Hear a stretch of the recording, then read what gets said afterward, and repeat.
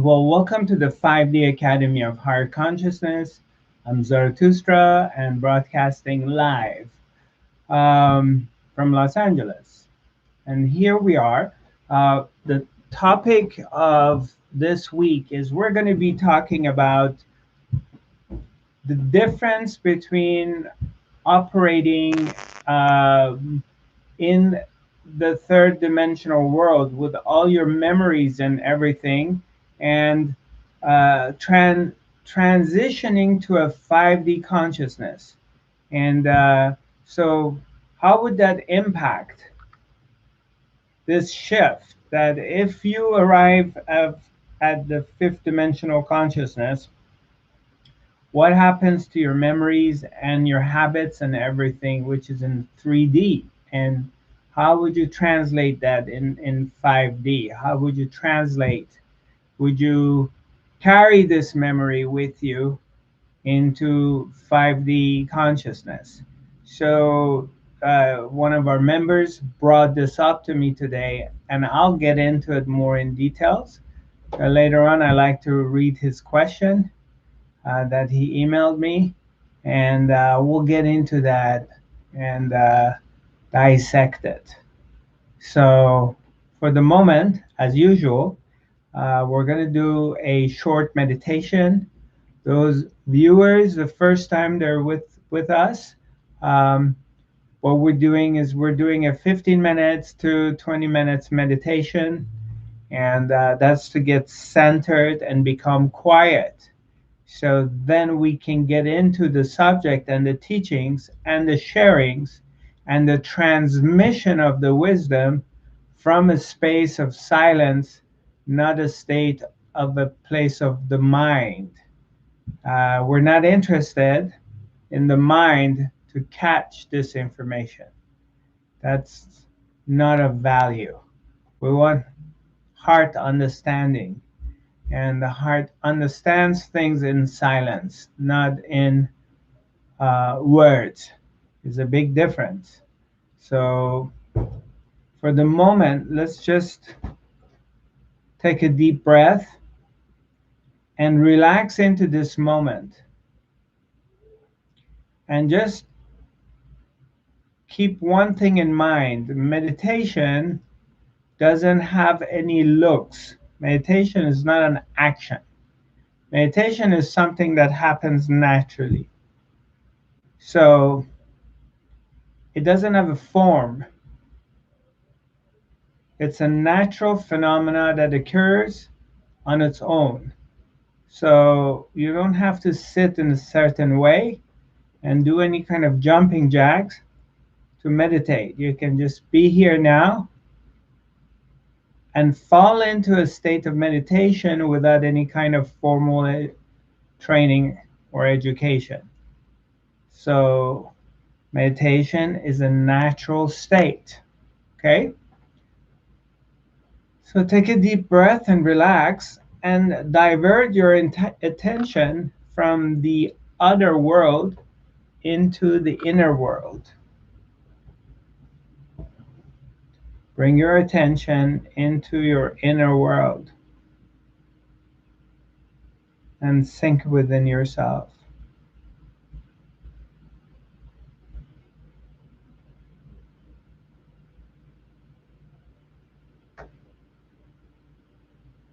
Take a deep breath and sink within yourself.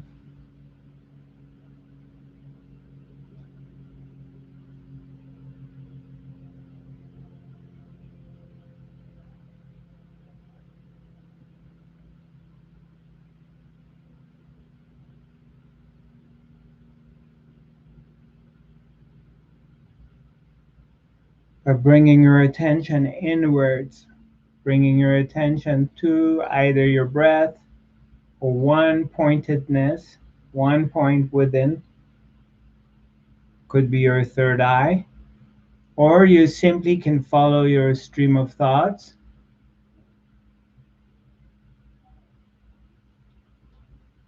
and follow your thoughts to where they originate. Where do they come from? Where do your thoughts come from?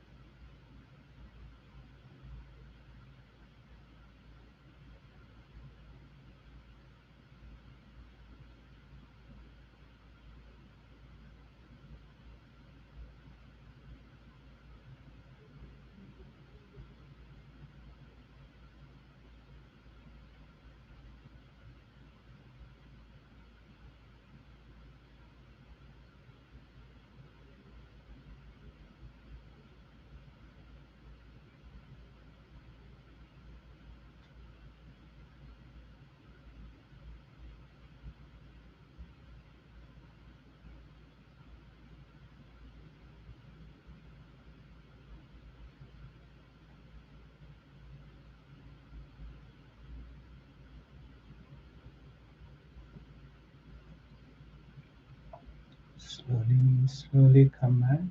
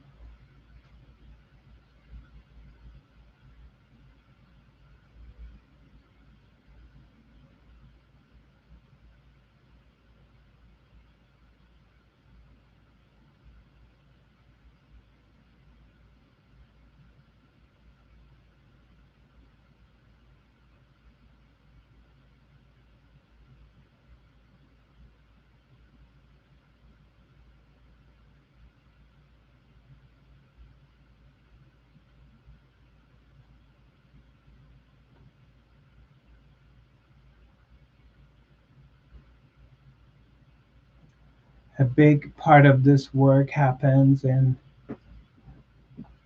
silence.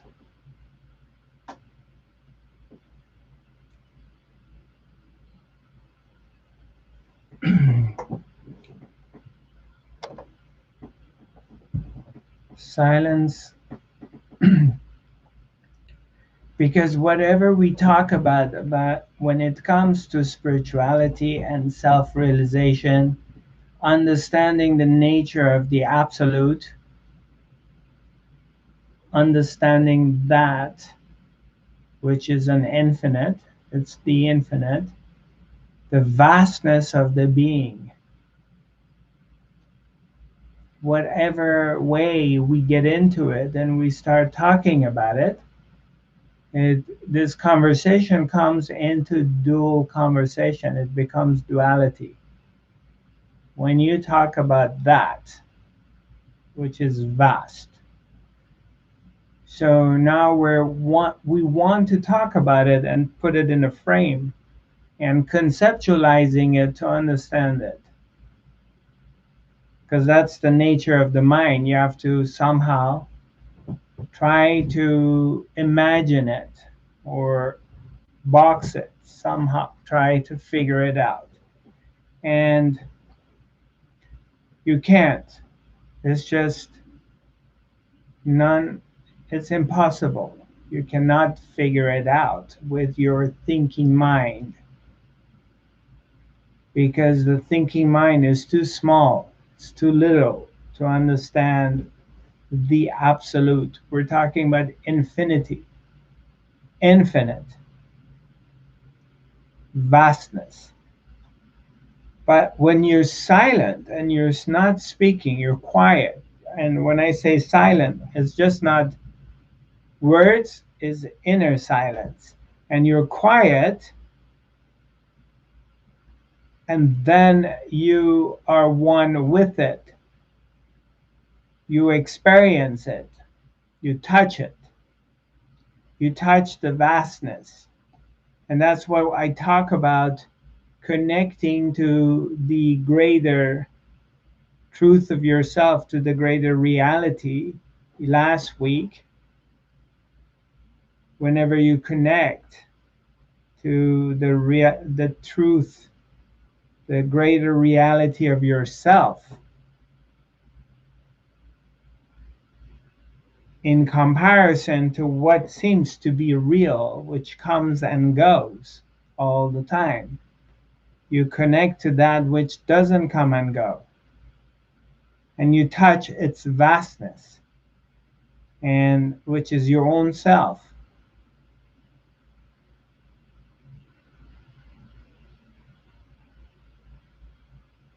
Now, one of our participants brought it up. Let me go to my email. So, where is it? I'm just going to read this, share with you, and then we're just going to talk about this. Okay. So, all right, it says there is a new question which rings in my head since some months. If this question has some worth for you, okay. During the last academy, repeated not to go into the past, be here now. So, and then, but when we go to 5D, should we leave all our waste, our mischief during our 3D life, and don't care what we have destroyed? Isn't it better to understand what we did and clean up? Okay, that's one part of a question. The second part, in my current understanding, the life process is to learn. During our 3D life, we do a lot of things which are not very nice. Not nice to other people, not nice to the environment and more, but we did, and it probably has some reason. One reason might be for ourselves to understand and to learn the resulting consequences. My idea is to go into the past and search what we have done during this or that situation. After finding, we might give love into this event and to all involved beings. The main difficulty will be find the waste. Okay, so I got it. I understand the question. Let me explain one thing is that when, as we are awakening, and your consciousness is your individual consciousness as a separate entity, you are someone, appears to have free will. You are somebody capable of doing things. It's an appearance. And obviously, all of your life, you're bound to act that way. You're acting as if it's your choice. You're deciding what to do, where to go, what to eat. It appears to be that you're choosing that. Or you're going to have your experiences. You're going to have all kinds of different things happen in your life. But as your awareness is expanding, as your consciousness is expanding, and you're starting to touch the greater reality, you're starting to touch something deeper, as it's already happened in your life. It's happening right now. You're touching, you're coming in contact with something bigger than you. Something's bigger than anything else you have experienced. You're touching it. So in this transaction, when this is happening, means you are expanding. It's an expansion by touching a greater reality, by touching the presence of the being. You might want to call it God, consciousness, the spirit. You're touching it. You're feeling this presence, and it brings you peace. You call it meditation, concentration, contemplation. It's like you're in the church and you went to pray. You went to the mosque. You're in the desert. You're in the mountain. You go in the nature and you are meditating. You're one with the nature, and it brings you peace. And that is, you are encountering yourself. It's not the nature. The nature was the environment created to take you inside, to bring you in touch with this deeper part of yourself. It's a reflection. It's like mirroring who you are. Or you're meditating, or you come here together, we sit and we go into this deep space of the presence, of love, of silence. You come in touch with a greater part of yourself.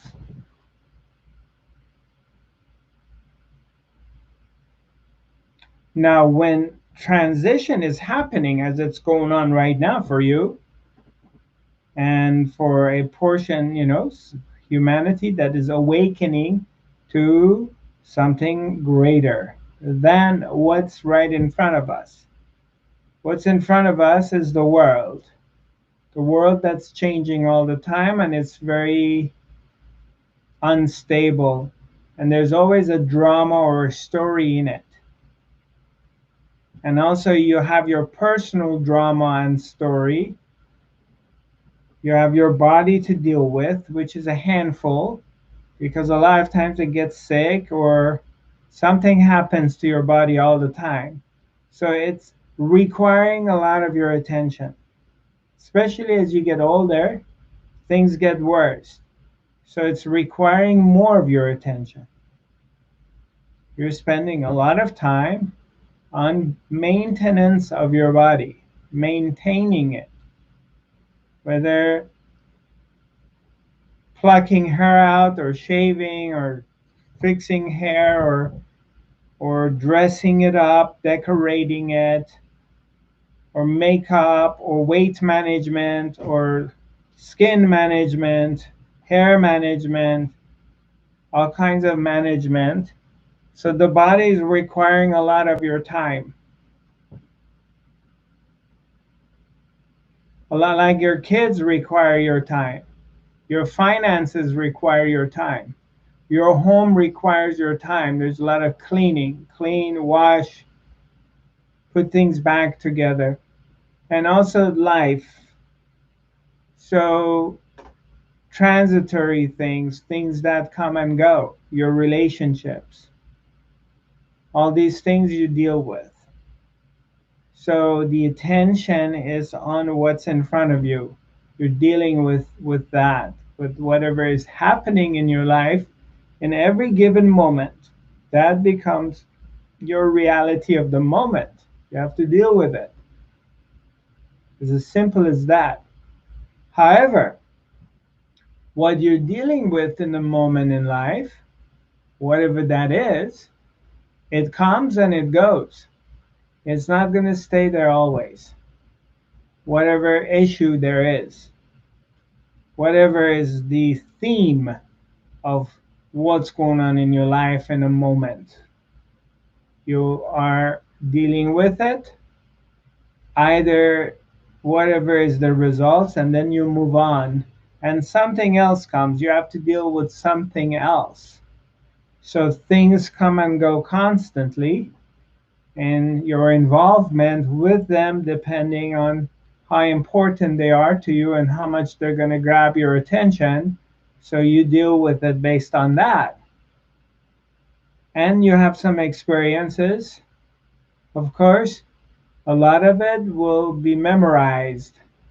It's in your memory. You remember it. Now, let's say you did some things good or you did some things bad. Back to the question of our friend is, when you're awakening and your consciousness is expanding to a higher level. Now, we're using the words higher or lower, but there is no higher or lower. It's just an expansion of an understanding. You're understanding more. You're becoming self aware. It's an awareness that is increasing from what's only in front of you to something bigger, from simply, just not being just involved with your every moment personal stuff of nitty gritty stuff to a bigger picture. It's a shift is happening. And this shift happens basically automatically. You don't choose that. It's not like you can decide, I want to be spiritual or I want to be awake. That's something that desire happens automatically, and you're being brought on this path. And as you're getting closer and going deeper into this path, this direction, more is being revealed. A deeper understanding begin to take place, and could be during this time discomfort and confusion happens, but then on the other hand also some comfort takes place. So now as you're awakening and going deeper into this, of course you're remembering things. You do remember your past actions and deeds, most of it, whether you did something right or wrong, or you hurt people, or people have hurt you. So you do remember these things. So if you come to the awakening, if you go into this full expansion and realization, it's not that you're compartmentalizing, that you are not going to take your memory with you. Of course, your memory is intact and you have access to it. So it's not something that by going into the 5D or fifth dimensional consciousness, it's not like the memories of the mechanism of the body mind of the person who lived this life, they don't disappear. The memory is still there. You have access to your experiences and they don't get wiped out. Now, certain kind of behavior may not no longer be um, serving you, or a certain kind of action or habits may fall off, but the memory is there.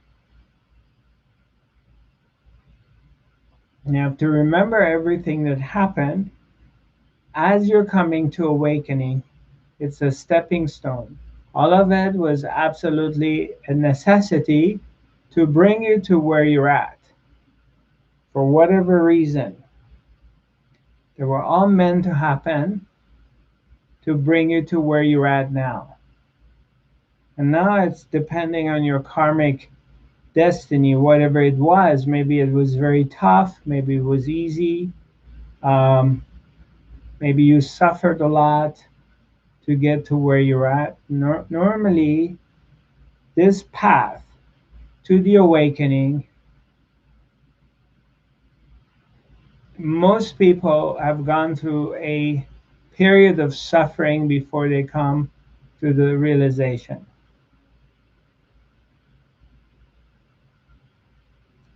Suffering really helps people awaken because it forces you to wake up and to examine your life and pay attention.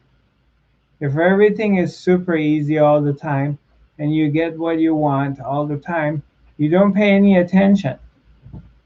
You start complaining. You want more. You're not happy with what you got. You find things wrong with the life, with the world, and you want something more. So it doesn't help you to wake up. But when you're suffering and you're going through a hard time, it forces you to pay attention and to dig deeper, because you're not finding the answers outside of yourself in the world. They're not satisfying. The events in the world are not going your way. So you're forced at one point to look inside yourself to see, what am I doing wrong? What's wrong with me? Maybe it's me who needs fixing, not the world.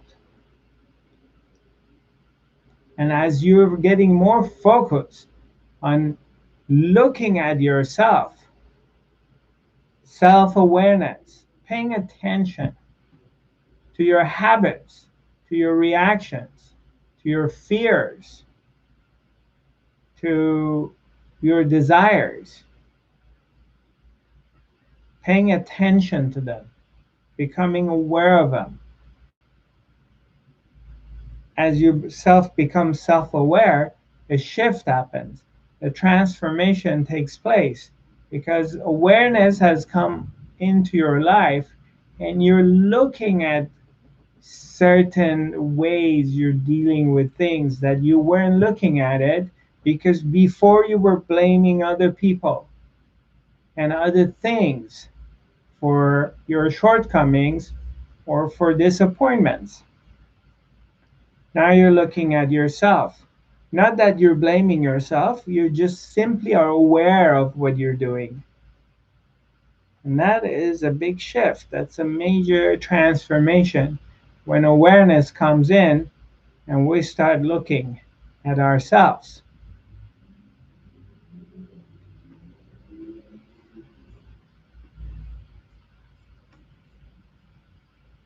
Does anybody have any questions so far?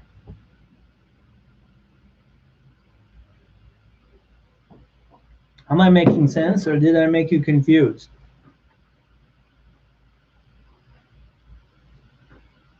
Yeah?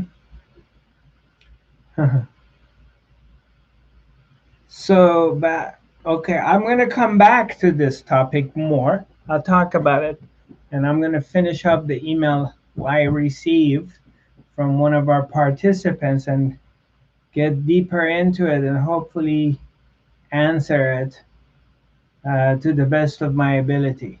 Now, regarding what Pamela was talking about, Pamela, are you there?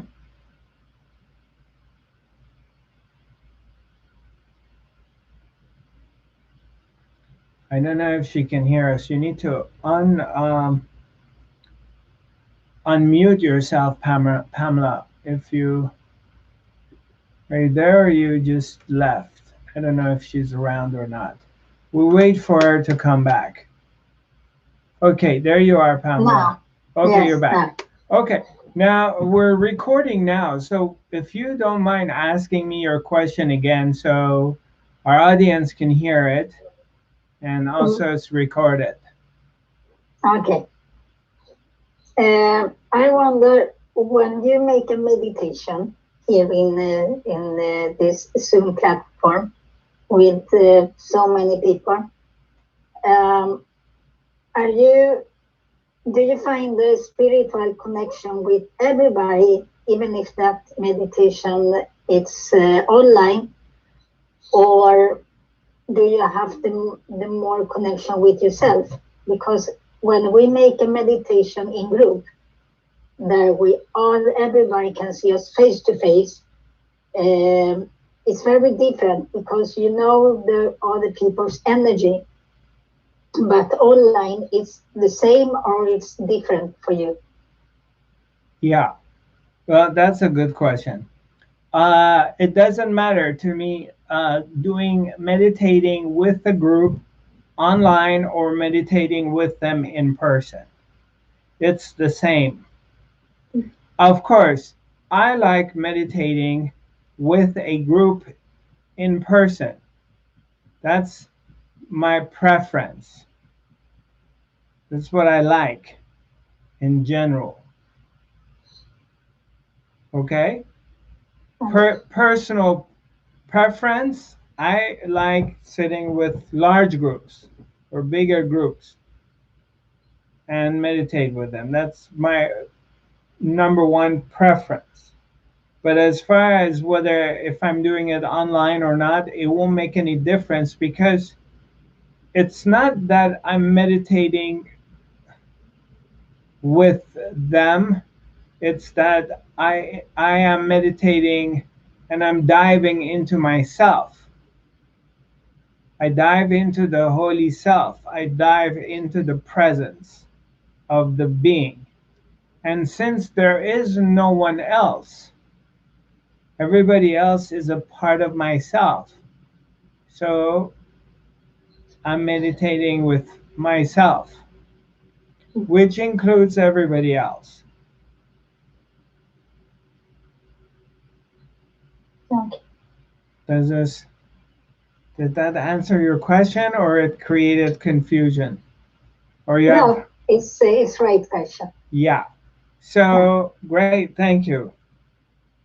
You you're haven't welcome. Yeah. Thanks for asking. I appreciate it. It's basically I am diving into the being. I'm diving into myself and I'm here. Now, whether there are people, there's an audience, or there's no audience, it doesn't really matter. Once you discover the place within yourself, it doesn't matter where you are or what the circumstances are. The place is within yourself. So the other world, outside world, cannot take it away from you. And that's freedom.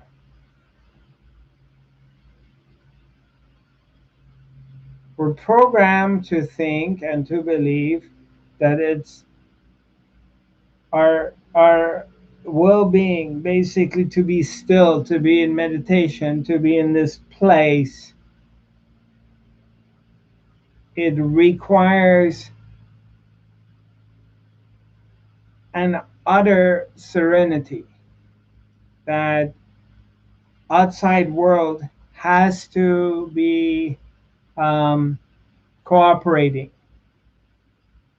In the beginning, maybe it does, because that's our consciousness is limited, and in the beginning we're projecting everything on the outside world, so it's really coming from the outside in our vision.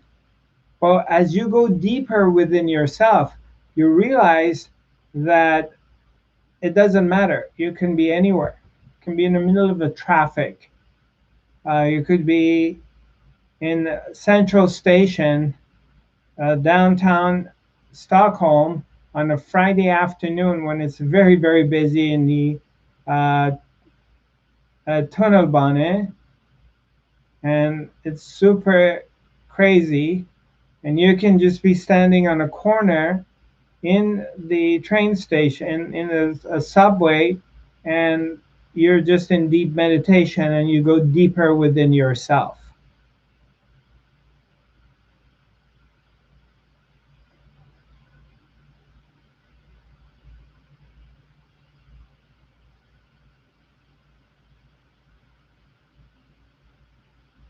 So the more you work on yourself, the more you get familiar with this space, the easier it becomes. And it's not really yeah, I mean, there are days, yeah, yeah, it's nice you sitting in your room, or your meditation room, or you are somewhere very surreal with beautiful views in the nature, or you go to a temple and you sit and you fall into a deep state of meditation. But also, if your mind is troubled, and you could be in a temple and you can sit with hundred other monks, and they're all in meditation, and you cannot relax. Your mind's busy.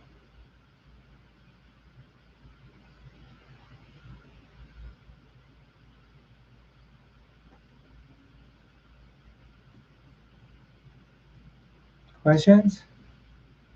Any sharings? Anybody has come to any understanding lately? Have you realized something? Anything new has happened for you?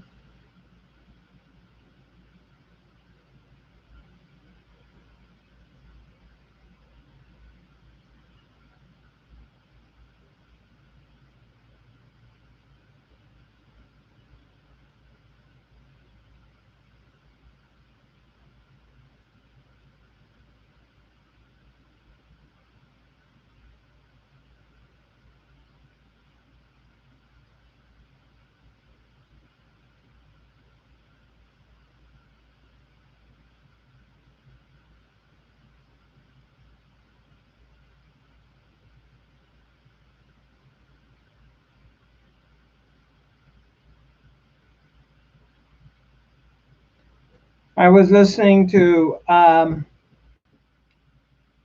one of one of the spiritual teachers. I was listening to Nisargadatta Maharaj, which only lately I've been listening to him. Uh, I knew about him for past 30 years, but I was never attracted to listening to him, or I was never attracted to this man. But somehow lately, in past couple of weeks, 3 weeks, one day on YouTube, his picture popped up, and I thought, okay, I've listened to a lot of them. Why don't I just listen to him? And of course, he practices and teaches Advaita Vedanta. So, so I'm just listening to him, uh, and a different way of explaining the same thing, because the teaching is the same as Ramana Maharshi or Papaji, and a lot of other Advaita teachers. Uh, so anyway, I was listening actually this morning, and there was a part, someone's asking him a question, and he says, "Yeah, um, you have to pretty much have a desire to really focus on self-realization. And even you do your worldly life, but inwardly your attention is on one pointedness, and your attention is on the self, your attention is on silence. But then in the same time, you don't have any choice. So who is going to put their attention on silence and have sincerity for awakening? Who's going to be doing it if you don't have any free will? So how are you going to choose and put your attention on silence? If you can do that, then you have something to say. So on one hand, the teaching says you have nothing to say, and it's all going to happen on its own accord. And then on the other hand, the teaching tells you that you have to get focused on it and put all your attention and energy on it.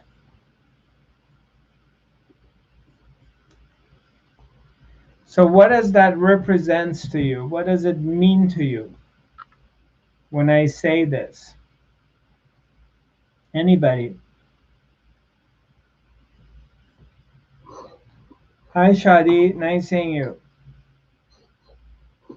Hi, Hi. I was just going to ask you something in regards to what you just mentioned, which is so funny. Okay. Before you actually make this comment, you said, is there anybody that wants to make a comment? I was going to actually say that there's times where I feel not identified with the world being me, like, you know, when you were in the vastness. And then shifts and things start happening that are just like letting the thing come and take course, because obviously it's not, there's no free will. But then the mind comes and then starts saying, oh my God, what's happening? And then the chatter comes, and then it's like, as you just said, it just oscillates a little bit. Because there's still participation happening in the worldly, 3D, everyday life. And then, but there's times where you just have nothing to say, but then you can't just not say and not participate. So it gets confusing a little bit. Right. So okay, this is my understanding. Let me put it this way: is that um, you are witnessing this constant changing phenomena that is constantly appears and disappears. Like the world is constantly appearing and disappearing. Events constantly happening. People come and go in your life. All kinds of things. Economies come and go. Governments come and go. Different policies are being implemented and then they disappear. All kinds of things happen. It's constant. It comes, it goes. So you are seeing that.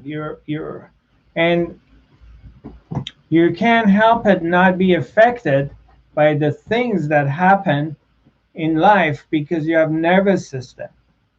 Your nervous system gets affected by it. So if you get a lot of bad news or shocking news, you get anxiety or you get affected, or you may feel sad because you just got some news about something has happened in the world or in your family, and you can't help it not react to it. Your nervous system does it automatically. However, there's an element inside you which is aware of it. There's an awareness. Something is aware that your nervous system has been stimulated for good or for bad. That awareness doesn't change. That awareness is always here. It's been with you from your childhood. From the time you remember to the very last breath that you take, there is awareness, which is a non changing factor. It's always aware of what is going on. As you get expanded and as you become more quiet and you go deeper into the world of silence, you discover your power, or the power, silence, and you dive into it and you become more silent. It's just like deeper. You're going into this deep blue ocean. You go deeper and deeper and deeper and deeper. You're going inward into stillness. The mind is still and you're silent. You're not thinking, your mind's not moving around, and you're going deep and deeper and deeper. And the more you touch that place, the more you recognize the inner stillness. Something is not changing.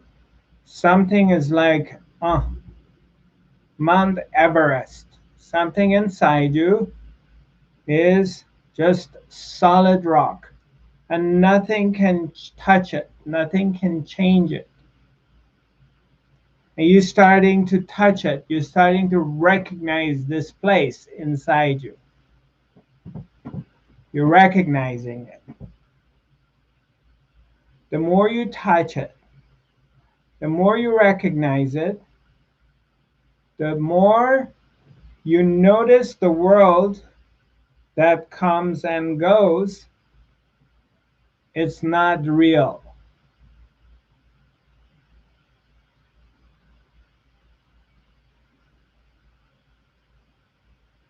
It's losing its grip on you. You're not buying it. You're seeing it as a story. So you're slowly starting to separate yourself. You get separated while you're maintaining a life through this body, through this mind and emotions, while you're maintaining an appearance of a life in the world. While that appearance is happening, you're still functioning. You are going deeper, far away from it. So the body mind mechanism of yours is like it's doing its thing in the world. You're still a wife, you're still a mom, you're still a daughter, you're still working.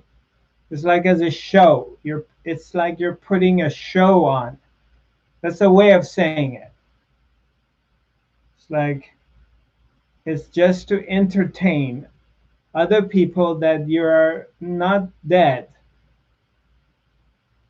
So you're still a member of your family, you're a member of your society. So your body mind mechanism continues its work, but you are disconnected.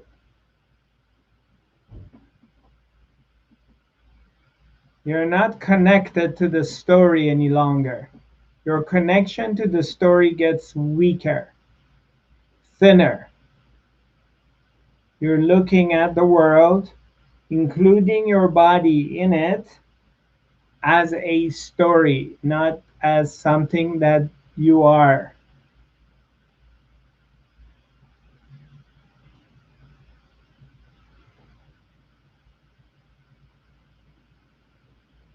The more you view the world and this life as a story, the more you get a chance, you give yourself a chance for freedom.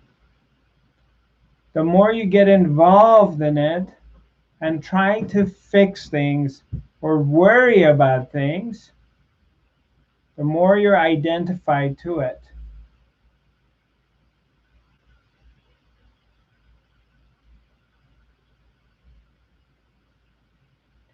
Now, I'm not saying that you may say, well, okay, I'm not going to be involved with it. And all right, so then I won't wash my hair anymore. I won't pay my bills anymore. I won't shower anymore. I will not call my family anymore or see my family. I'm not talking about that. That's still an appearance of not being involved.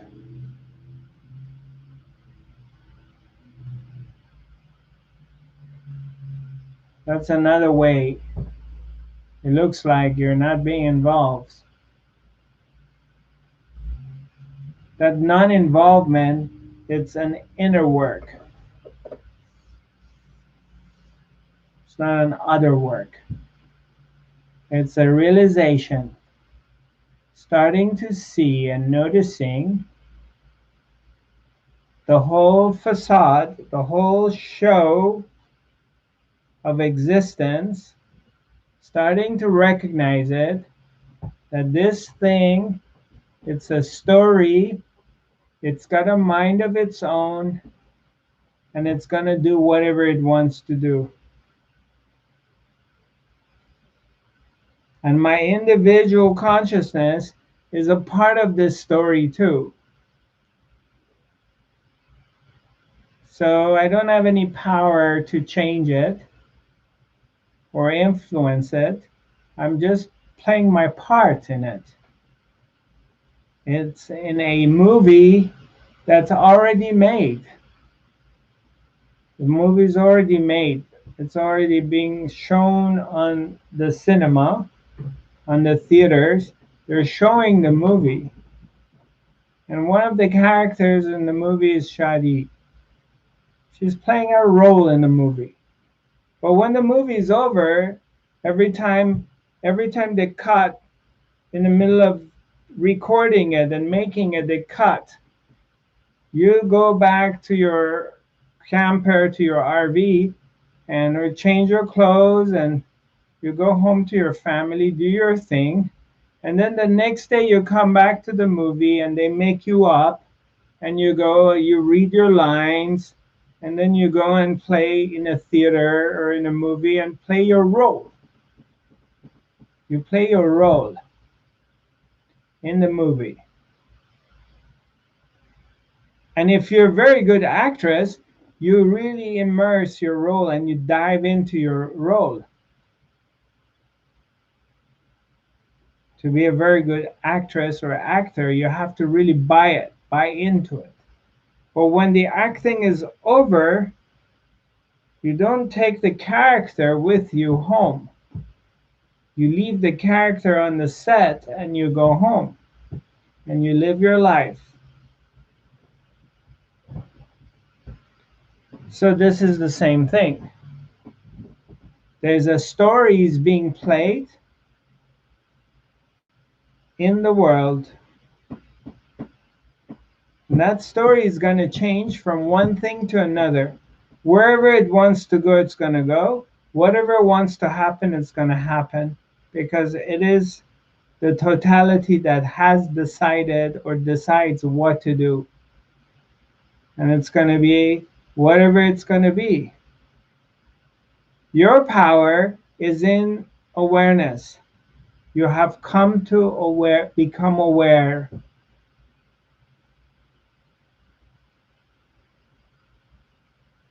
Awareness, you're aware of things coming and going, things happening, creating and this creation and destruction. Things appear and then they disappear. Things appear and disappear. In front of whom? To whom do they appear and disappear? Who is witnessing it? You. You're the one who's witnessing things appearing and disappearing. But your power of witnessing doesn't change.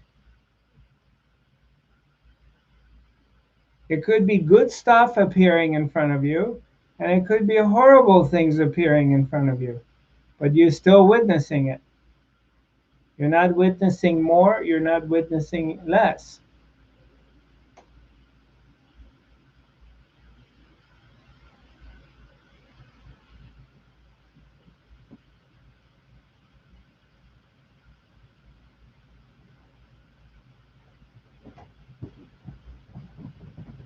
Does it make any sense? Is it helping you? Yeah, that explanation was really, it made a lot of sense.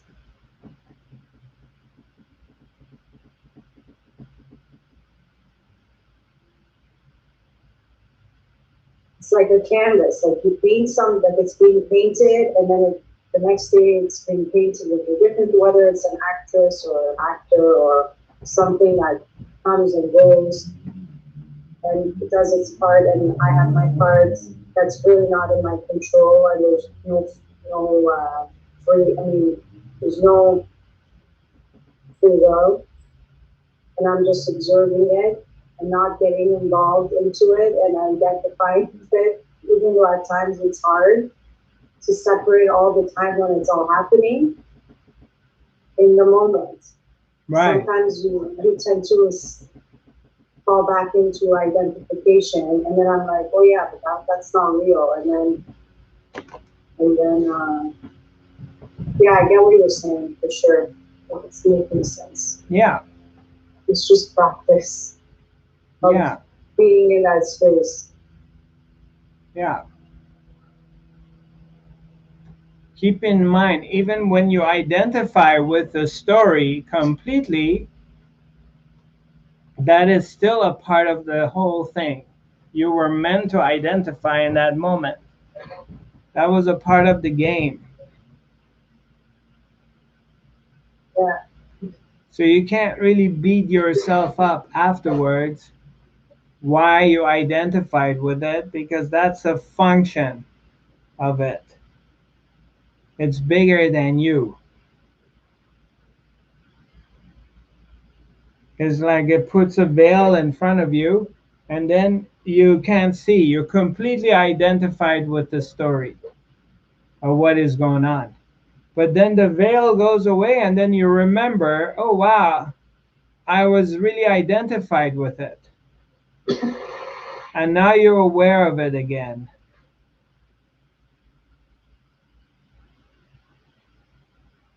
So, Yeah, I sense that. Now that you put it in yeah, that term, I can see how that comes to me yeah, like that. yeah, It puts the veil to use you as to come through to do the part, and then suddenly it might take the veil off, and then you fall back into it. yeah. Because maybe if you were not identified, you wouldn't do something that it wants you to do.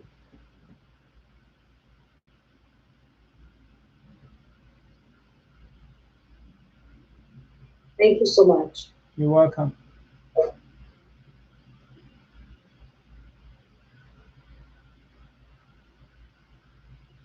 Yet the entire time, continuously, you have a dialogue with yourself in your mind about should I do this or should I do that?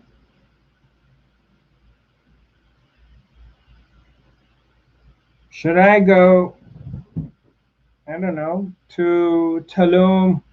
Should I go to see Zarathustra in the US? Should I go to his workshop? Should I go with my family to Vancouver? Should I go to Spain or not? Is this a good time for me to take a vacation or not? It's kind of a turmoil. What should I do? That dialogue is going to be in your head. You have this dialogue with yourself constantly. Should I go this way or that way? What should I do? I don't know what to do. I'm trying to figure out what to do. Should I go? Shouldn't I? That's happens for everybody.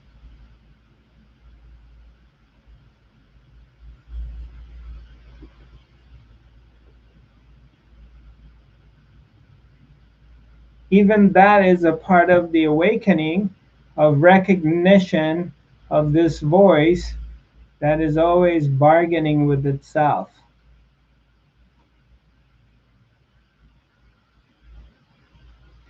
But since it's personalized, you think it's you.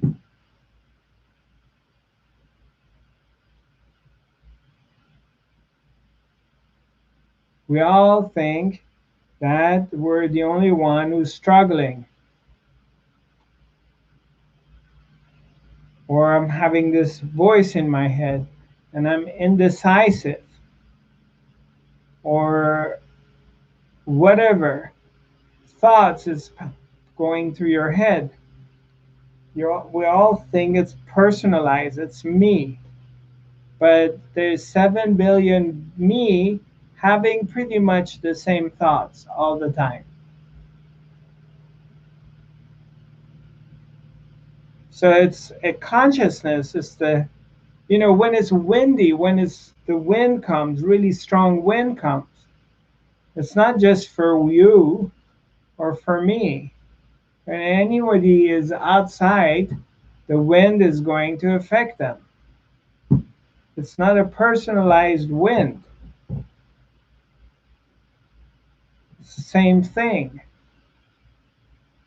This thinking mechanism is happening through everybody. But everybody personalizes that and thinks that I'm the one who has these thoughts, or this was my idea, and then I act on my idea and it goes successful, and I think I'm the one who did it.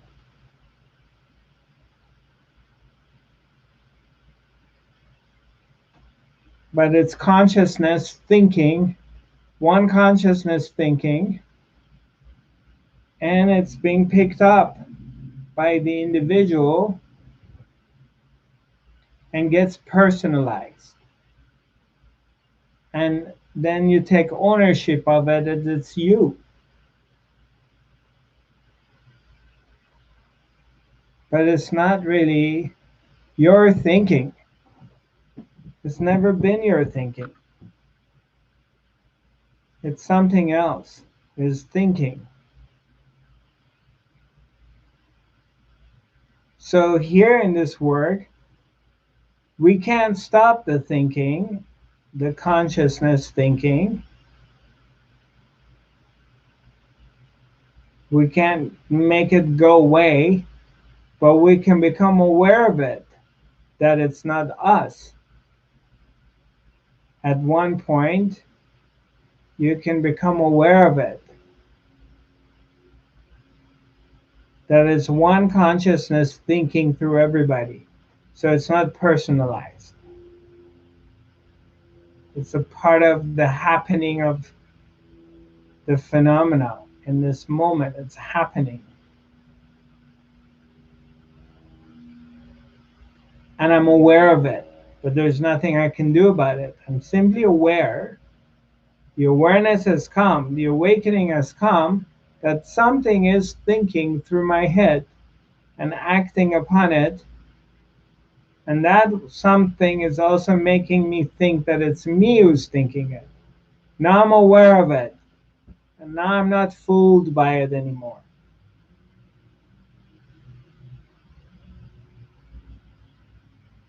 And it doesn't matter what I do with it. I act on it or I don't act on it. The results are all the same. It's already written.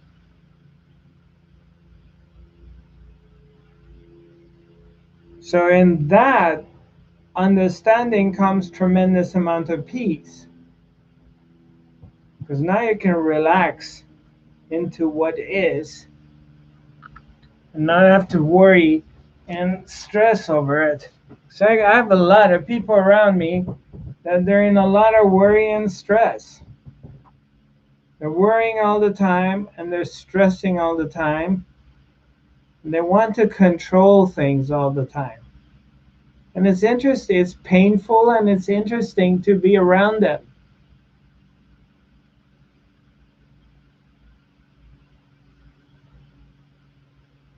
It's painful and interesting in the same time to be around people who are trying to control things all the time.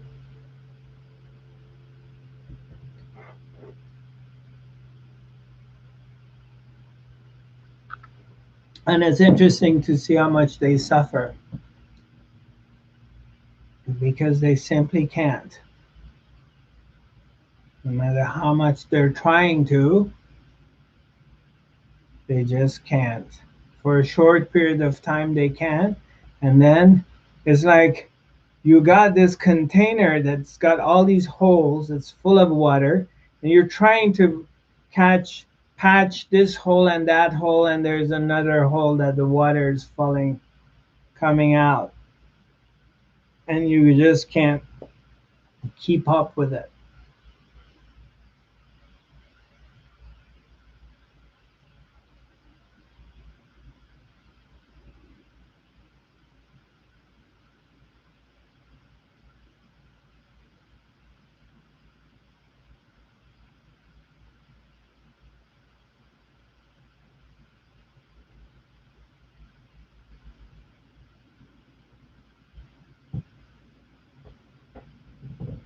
Then I'm trying to understand the nature of the being.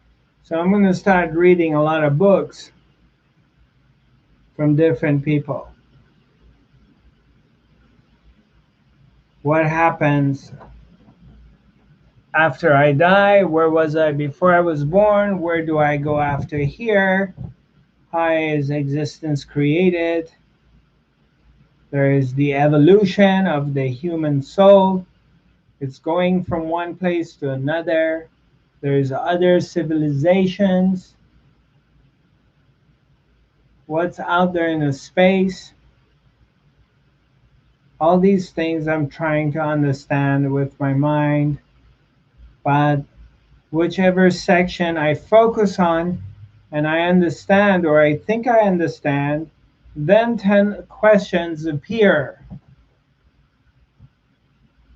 And there's some great stories there too, some great concepts that after I die, this is going to happen.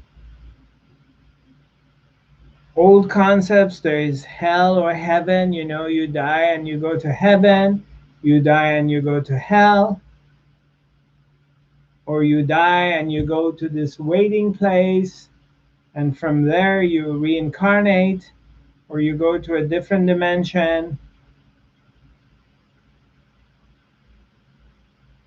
or there's concepts about by visualizing or using the power of your thoughts, you can manifest this and create reality or be co-creator with God. You know, that's a very attractive scenario. These are concepts, all of them. Even this, what I'm teaching, is a concept too.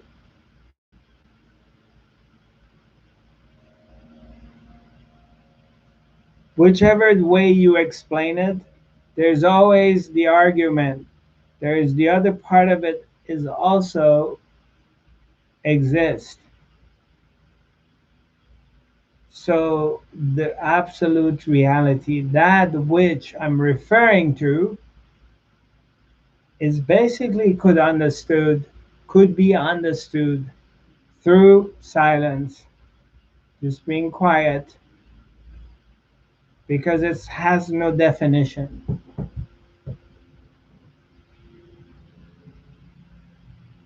It's not this and it's not that. It's none of it.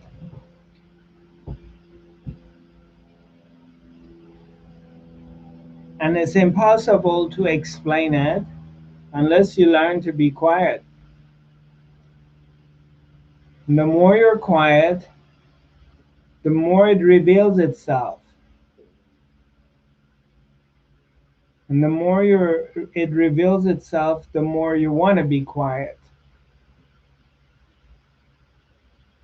The more it enters into every fabric, every it penetrates into your life, you start to recognize its significance and its power,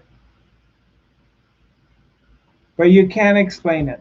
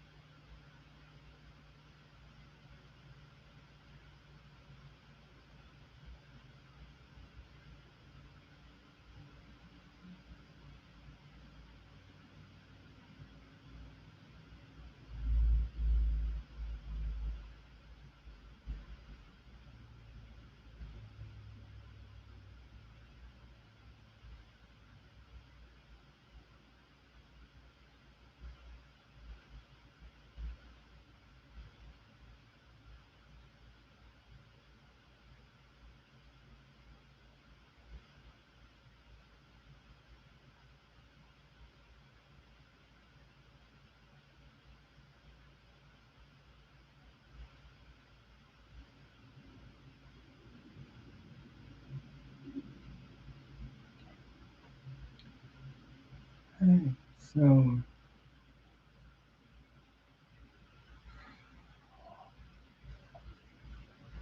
we're gonna meet up next Wednesday. Thank you for joining me. My social media pages are Zarathustra 5D. Website is zarathustra.tv. And my email is info@zarathustra.tv. So if you feel like connecting with me, you're welcome to write me an email, and I'll do my best to get back to you. Um, Feel free to keep in touch. A copy of this broadcast is going to be emailed to you, those of you who've been with me on Zoom, and also it's going to our podcast.